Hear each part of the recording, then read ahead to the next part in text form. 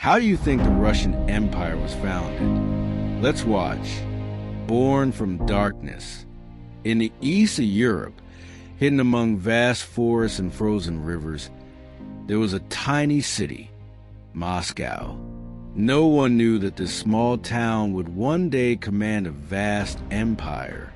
Moscow, just an ordinary principality, a simple fortress, an unremarkable piece of land. In the 13th century, Russian lands lay crushed under Mongol rule. The warriors of the Golden Horde burned villages, plundered cities, and collected endless taxes. The Russian principalities fought among themselves. Unity was impossible. But in those dark years, something unexpected was happening. Moscow was slowly growing stronger. Its position on the trade routes brought wealth, and its princes made careful, intelligent decisions. A light was growing inside the darkness. Small at first, but growing brighter every day. Chapter 2, The First Stand, Dmitry Donskoy's Victory. By 1380, Moscow was no longer a small town. It had become the symbol of hope for the Russian people. And that hope rested on the shoulders of a young leader, Dmitry Donskoy. Dmitry was the first to truly challenge the Mongols' endless pressure.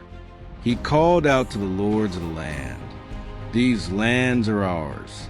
Either we unite now or we stay silent forever." The Great Battle of Kulikovo changed Russia's destiny. Dmitry's army won a remarkable victory against the Mongols.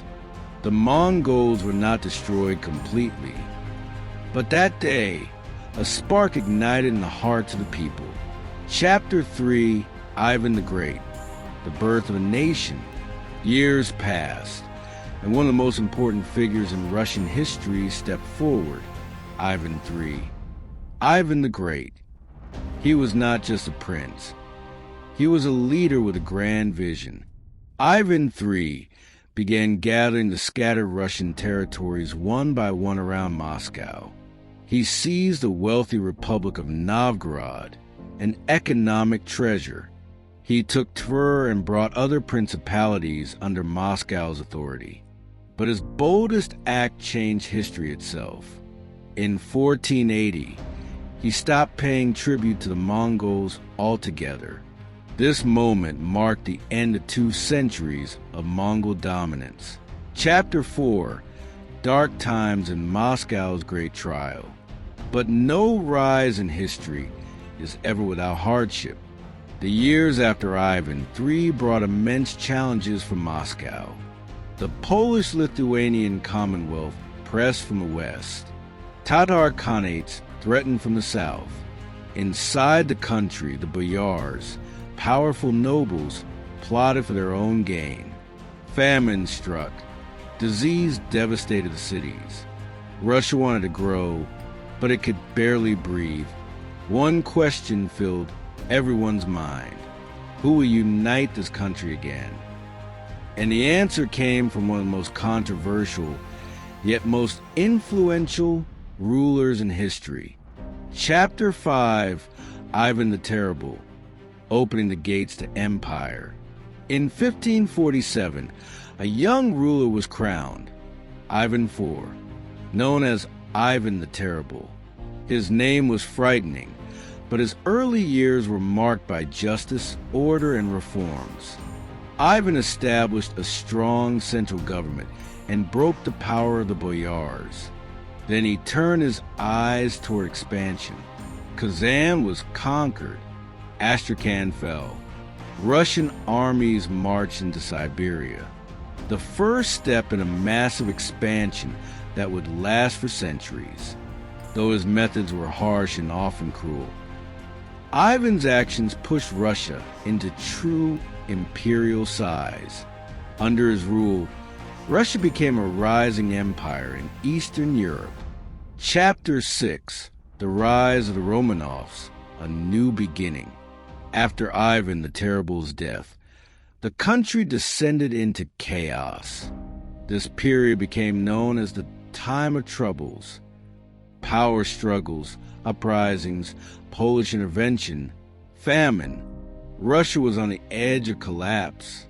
But in 1613, the nobles and the people united behind a new dynasty, the Romanovs. This family would rule Russia for nearly 3 centuries and solidify the foundations of the empire. Chapter 7, Peter the Great. The empire officially begins. In the late 17th century, a revolutionary leader emerged, Peter the Great.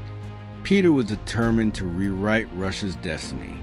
He modernized the army, created a navy modeled after Europe, and reformed the government, education, and even the clothing of the people.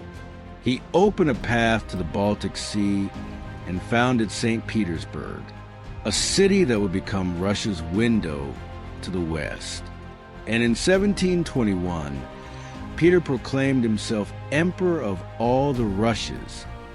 This moment marked the official birth of the Russian Empire, closing from a patch of land to a world power, from a small forest town called Moscow, through the courage of Dmitry Donskoy, the unifying mind of Ivan III, the trials of the Dark Years, the conquest of Ivan the Terrible, the perseverance of the Romanovs, and the vision of Peter the Great.